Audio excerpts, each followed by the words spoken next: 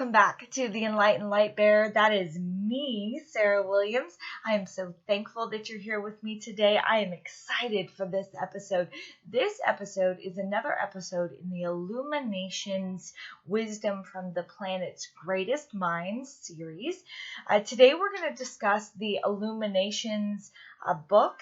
If you are not familiar with this, if this is your first time to my channel, welcome. I'm so glad you're here. You may want to start with some other chapters, though, some other information. If you're interested, maybe you honed in on the Illuminati tag or the wealth or success tag. You are in the right place for sure. The light has definitely drawn you here.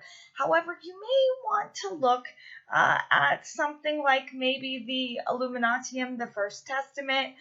You may want to look at Illuminations, other chapters that you might find at this one right here as well. So there's some other playlists there that you can find. And those will give you some more insight into the Illuminati, what they're all about, what it is that we as an organization are seeking to do to improve upon the planet and to move forward as a unified species. And so here you'll see my eternal oath. The eternal oath is something that the Illuminati asks us to freely pledge upon. And this is something that says that I dedicate my mind to the discovery of knowledge, that I dedicate my soul to the pursuit of enlightenment, that I dedicate my efforts to the progress of abundance, I dedicate my existence to bringing unification to all people in all places, and that I dedicate my life and days upon this planet to the protection and advancement of the human species. So this here is an understanding that as a people, as a human species, that we're coming together to protect, advance, to gather knowledge, to produce enlightenment, and then to receive abundance as we unify as a people, right? So I am so thankful that you're here with me, that the light has drawn you to this episode. Today's episode is about wealth and success. That's the chapter that we're seeing here in Illuminations, Wisdom from the Planet's Greatest Mind, which is book 2 of the Illuminati that has been delivered at this point, has been released. That's the word I was looking for, has been released. And so this is really interesting. For those of you that are my kind of longtime followers, that are my Twitter followers, my goodness, is there a hot mess going on of revelation for some and misbelief for others going on in Twitter. I haven't responded to that. I'm just doing a very good job of finding the right words to discuss sacrifice and breakthrough and some other things. So I'm going to wait on that and addressing that. But soon, I feel like I'll have the right revelation to give as to why that is a path that makes a lot more sense than other paths, maybe. So anyway, let's go ahead and get into wealth and success. Illuminations, Wisdom from the Planet's Greatest Minds. All right, wealth and success. Let's get into it. Our first illumination. A great fortune in the hands of a fool is a misfortune. Anonymous. Wealth befalls the foolish and the wise, but only the wise are able to keep it. A person who lacks an understanding of money's consequences is like a child prince who inherits a kingdom, a slave to whims, easily manipulated and quick to fall from power.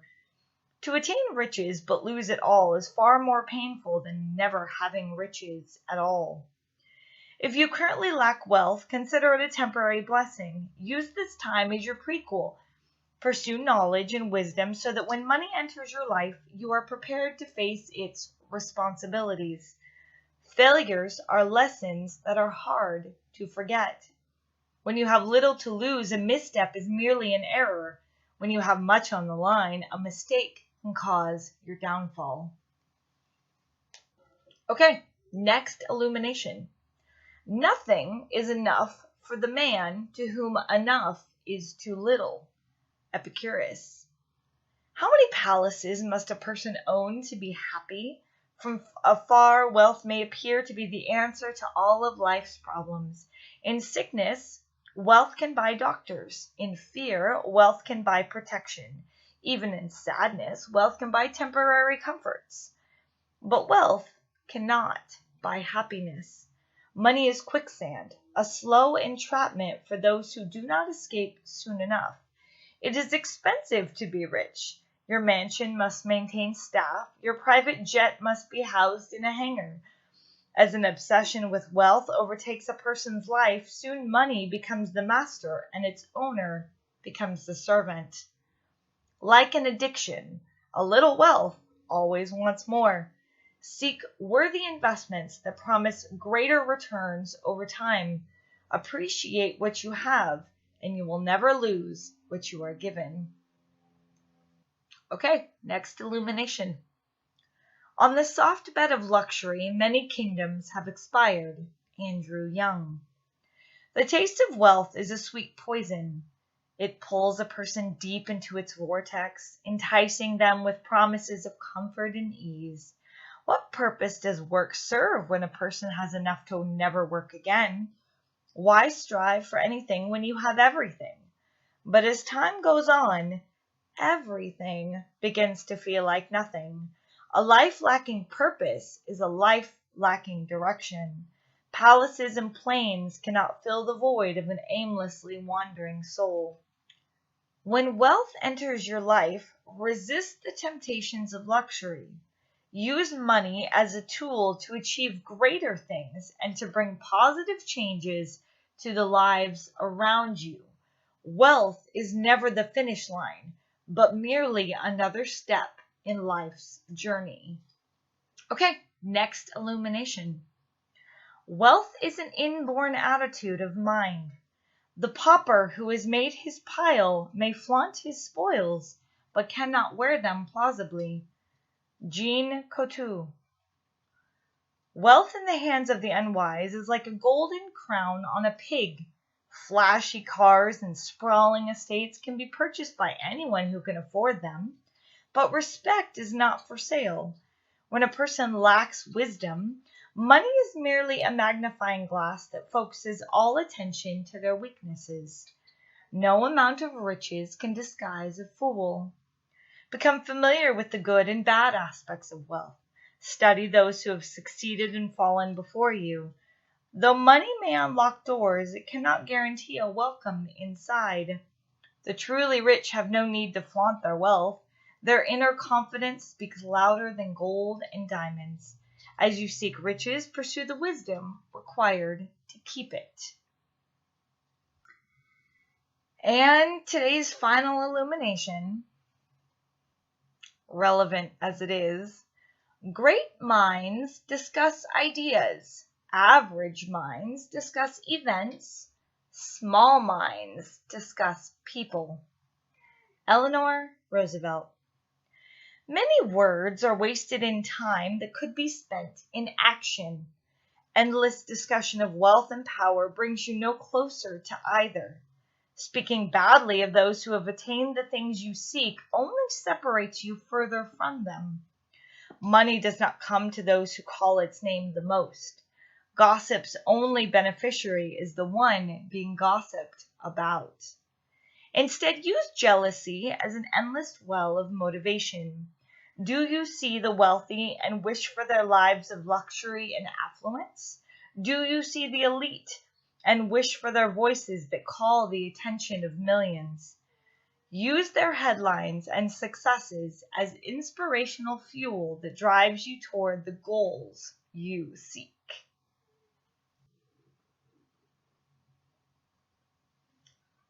The commentary here is great. There's a huge hot mess going on Twitter right now. My mentor released a letter inviting a number of my followers to join the ranks of the Illuminati, to follow the path that I've followed. And all of a sudden, my goodness, did the people who discuss people instead of ideas, the small minds, yeah, they came out in droves. And the truth of their loyalty and their support, yeah, that came out too. The shadow behind how shallow their support was, yeah, that came out too. And originally, I'll admit, I was real hurt. I cried. I was sad. I was broken. Because I know the path I've been on. I know what giving money to Illuminati charitable causes does to my relationship with money, to my dependence upon the light for provision. It has taught me to not serve money, to use money as the tool that it is. I have sacrificed. We're talking thousands of dollars a month. I have sacrificed and given. I have lived on very minimal amounts of money. I have not lived a life of luxury. I have struggled through homelessness. I have sacrificed for the people. Okay. So that others could eat, go to school, and have roofs over their head, I have sacrificed my comfort levels. Okay, that's what I've done. And so originally, I was like, oh my God, these people, how can they be like this? They don't understand. But then the Lord reminded me, they don't understand. They don't get it. They don't get it. What they do, though, is they serve money. And they hold on to it so tightly, they're scared to sacrifice. So the very first bit of wisdom that was given to me in my Illuminati journey is that the value of something is not in the cost, but in the sacrifice in which to obtain it. For 5 years of my life, I have sacrificed not only relationships and comfort, but wealth. I've worked so hard and just given and just believing by faith that it was going to raise me up and level me up, and it has. Faithfully it has. Whew. Not in the way that's sitting around going, oh, well, you're being scammed. No, I chose by faith to believe that it would level me up, and it has. It's given me wisdom enough to get me here. But has it resulted in some massive multi-million dollars in my bank account? No. Have I invested in things that have only served me all by myself and made my riches more? No. I got some good kingdom currency. I'll give you that. Okay? I got some great kingdom currency. But I do not have wealth in my bank account. Okay? And if you were to look at my current financial situation on the outside, man, I don't have a car. I don't have my own place. I don't. But what I have is healing. What I have is a clear mind. What I have is a relationship with God that is growing deeper and deeper every day. And I have happiness. So, can money buy happiness? Absolutely not. It cannot. You must choose happiness. Can the money that I make powerfully impact the lives of other people so that they pray for me? Yes. Yes, it can. And I believe in the power of prayer. So, have I been willing to give? Yes. Have I fought my mentor? Oh, yeah. Oh, yes. My unbelief and belief and my disbelief many, many times have fought that. And he and I have had some good old... But when I give in and I give, I'm telling you, I see breakthrough. I see powerful miracles come through in my life. So, I don't question it. I can't question it anymore. There's some things that I have to, put a hard line on. Like, nope, got to take care of my kid. Okay? And sometimes I eat, sometimes I don't. It's okay. It's all right. There's people in other countries that don't have food at all. And as a privileged American, I see people throw away clean water in plastic bottles. And yet, children in Kenya drink out of puddles that are muddy and toxic. So it's given me perspective. So as I've gone through a season now, my journey of not having extreme amounts of wealth, I've been able to learn that I don't serve money, that money is a tool to benefit the lives of others. But I've also learned that in my life, I've had money. I've had lots of money. Not millions, but there were years when I made $40,000, $50,000 a year. And I would just squander it on stuff. My son came to say hi. And so I've had money, and I've squandered it on things that didn't matter. Absolutely didn't matter, and didn't impact the lives of other people. However, it temporarily made me feel good. Yeah. Okay. But money comes with responsibility. The lack of money is sometimes a blessing, to be honest. You learn to depend on something greater than yourself to not have any. There have been days, weeks that I have survived on $10 for the whole week. $10. Okay. Those of you in other countries who see poverty all around you, extreme poverty, okay, extreme poverty and hunger and famine, you have a unique perspective. American poverty is way different than extreme poverty in other countries, even African countries. But in the end, it's about relationship with money. It's about your relationship with money. Do you serve it? Do you destroy your family and your relationships and everything to go get it? Or do you sit back and let the light guide you in how to make it and how to earn it and what to do with it? Okay? Because you can't take it when you die, but you can take the character it develops within you. So are you going to take a greedy character that only cares about yourself, okay, your family, just you, okay? And don't get me wrong, okay? It is important to care for your family. That is important. But when we get so selfish and we think everybody around us is out to get us, well, that's definitely a bondage from the enemy. And so when you have money, you have choice. So let me step back here. How many of you speak the words, I'm poor, I'm broke, over your life? You speak that out, okay? And then guess what? You create spells, you cast spells with the words you speak. So you stay that way, okay?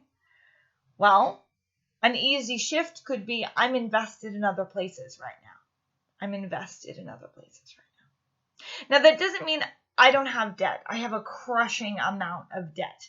I have a crushing amount of obligation that's totally expected of me to pay on, to get out of and to be free from. But I have chosen to invest in other places. I have chosen to invest in the lives of other people. And whether that's irresponsible of me or not, that's not really for you to judge. God will judge that when it comes time. But I have followed my light within me that has told me where I need to go, what I need to do with my money. If you don't have that awareness of your light, then your money is there to serve your selfish needs. Okay? Now, that doesn't mean that people who have money, who, have palaces and cars and luxury and all that great stuff and they're happy, great, good. You earn that money, you have it. It's okay to spend it. You're investing in things that, people make. That's fine. But at the same time, an exorbitant amount of luxury, when there are broken traumatized children sleeping on our streets, homeless and hungry, your priorities are messed up. If all you can think of is, I'm holding on to my money. It's going to serve me and me alone. And I'm just going to buy a whole bunch of luxury with it. Wealth doesn't give you freedom. Jesus does. Wealth doesn't give. There's two types of money problems in the world. And Robert Kiyosaki says it this way. Two types of money problems in the world. Those who have none and those who have too much. Right? So money can be a problem no matter what. It's what you do with it. And it's wisdom that matters. And our next chapter and Illumination is on knowledge and wisdom. And so we serve a God, or I serve a God, that says that if you ask for wisdom, he'll give it to you. And so you get on your knees and you ask for wisdom and he gives it to you. But sometimes you have to go looking and you have to ask questions. And so it took me, after this hot mess went down, I just shut all my Twitter notifications off. And I said, okay, God, I need some wisdom. I need some wisdom as to why it is that the Illuminatium says that there are no membership fees at any level. And why is it that I've paid all of these thousands of dollars over 5 years' times? And why is it that I've seen breakthrough and I've seen growth and I've seen healing and I've seen what giving to charitable causes, Illuminati function charitable causes, can do to my enlightenment? How is that? What is that? And it kept bringing me back to the concept of sacrifice. Sacrifice. Those of you who have been pundits on my Twitter, who have been chatting about what you think is right, welcome to a new level of understanding. That nowhere have you discussed in your knowledge and in your putting out to the people sacrifice. And what kind of sacrifice have you done? What have you given up for your dreams? What have you given up for your following of the light? Okay? I lost everything. I lost my marriage. I lost my home. I lost my dignity. I lost my pride. I lost my health. I lost everything. But God has restored it and is restoring it even now. And I continue to grow in enlightenment and revelation and a deepening relationship with the Lord every day. And so it's worth it. So my sacrifice is worth it. So if I hadn't taken this path, I wouldn't be out here even allowing him to send you these levels of ranking membership. Okay? I've taken this path. I know how this path works out. I know how it walks out. Okay, I've taken it. I've struggled through it. I've cried and I've cried out and I have prayed and I have fasted and I've hungered and I have begged and I have done the hard work. So if it wasn't for me doing all that hard work, I'd probably be in your shoes too, going, oh, she's a scammer. Oh, that's a scam. Well, I'm not. And it's up to you, though, to discern that. That's the beauty of your light, is you have the freedom to discern whether or not this is true or whether it's not, or whether I'm just lying to you. And that is all okay. And if you decide to go a different path, that is fine too. That is perfectly okay. I still love you, and I'm still going to fight for you, and I'm still going to grow in the things of leadership, wisdom, knowledge, and enlightenment every day to improve upon myself so that I can better represent you as a person, whether you believe in me, what I say, or not. Because I love you. And unconditional love says that that's what I'm supposed to do. So, great minds discuss ideas. Average minds discuss events, and small minds discuss people. So I've seen a lot of small-minded, shame-filled, judgmental behavior on Twitter. And I just decided I didn't want to get back into that. Because I needed to get solid revelation that the sacrifices I've made for you as the people are more than you'll ever understand. And that's okay. I don't have any unrealistic expectation for you to understand my sacrifices. I can't get offended over having an expectation that you would understand what I've gone through. I just know that I've gone through it. And I know that I haven't quit. And I know that I didn't give up.